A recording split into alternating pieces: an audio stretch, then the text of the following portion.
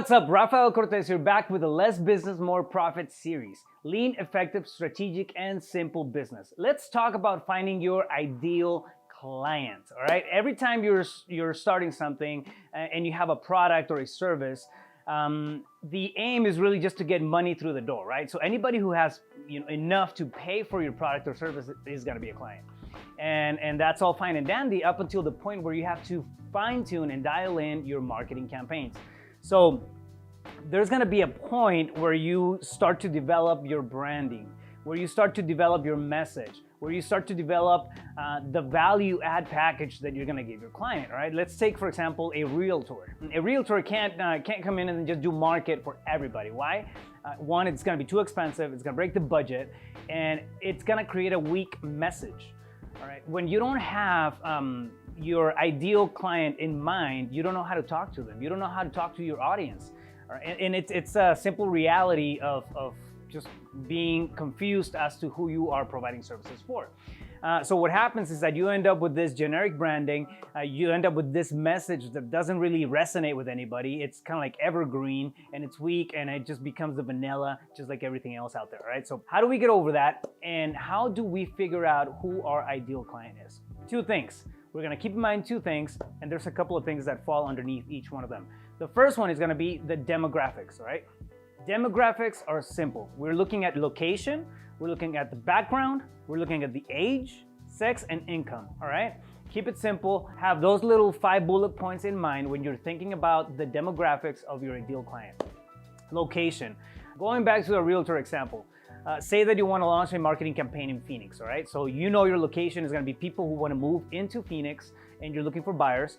What's the background? Your background, it's say that you want to target, people who want to buy the average price point house, all right? So you're going to be targeting the average consumer, which needs to be around the $300,000 purchase price on the home, right? So you're going to be looking at the financials and really targeting your campaign around people who make about maybe $80,000 a year. They don't have that much debt, maybe 1 or 2 credit cards, that sort of thing. And believe it or not, there's ways that you can actually pull out that kind of information from consumer databases and really put together the database that you're looking for. All right, so we are looking for somebody who makes around $80,000. They want to buy a house that's $300,000 is the average price point. Now we're getting this vibe, right? So what does that person look like? All right, you're probably looking at somebody who's going to be between 25 to 45 or 50 years old, both male or female, it doesn't matter. And somehow, some way in a professional career that has income that's sustainable, right? So now you're going to be looking at your nursing jobs. You're going to be looking at EMS and fire and all that. So you can start to craft this idea of who your client is. Now, what happens is that you have the demographics in place. You have to put together a message, right? Something that lands. You know where they're at.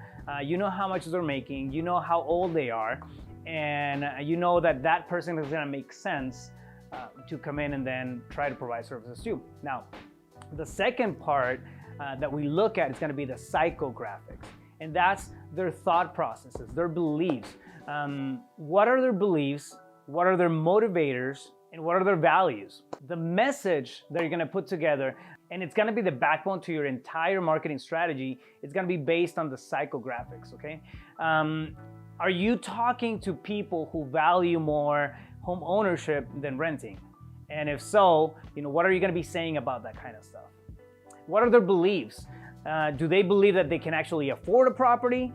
And how can you convey that message and let them know that they can actually get qualified? They can talk to a lender, that there's programs out there for down payment assistance and whatever your value add proposition is, right? And then more importantly, what are their motivators? A lot of times people hold back or they don't pull the trigger because they don't know what they don't know, right? So how can you motivate somebody to become your client? Once you have the demographic information set in place and you know where they live, you know how much they make, and you have an idea of what they value and what their beliefs are, how can you come in and then just go the extra mile and tap into their motivators to help them pull the trigger and actually become your client so you can provide value to them, all right? So 2 really important things on how to figure out who your ideal client is. First one is going to be the demographics, includes the location of where your client is, how much you're making, what sex, the background, and the age. The second one is going to be the psychographics, which is the thought process, what's going on in their minds, right? What are their values, what are their beliefs, and what are their motivators? Identify where your client falls in each one of these, and you're gonna have a pretty good idea of who your ideal client is. Now, when you have these two put together and you know where they're coming from, you know what they're thinking, you can really create a message, right? So now you can start putting together a brand that's gonna speak to a specific group of people as opposed to everybody and their mom. It's not what we want. We're looking for a very specific niche of people, all right? Remember here, the idea with marketing and finding your ideal client is not just to get validation or to get or be liked by a ton of people. That doesn't matter. Who are you actually gonna be able to monetize from, okay? Who are you gonna be able to provide value to, okay? If your message is broad, it's not gonna resonate, it's not gonna land, people are not gonna take it to heart. However, if you dial it in and you know who your ideal client is and you speak specifically to that group of people, your message is gonna be a lot stronger. And now you're gonna be drawing out people who you can actually provide value to and then create a win-win. Why? Because now you're monetizing, you're just not wasting your time or marketing dollars, and you can actually reach out to people who you can provide a service to, all right? Stay focused, you got this.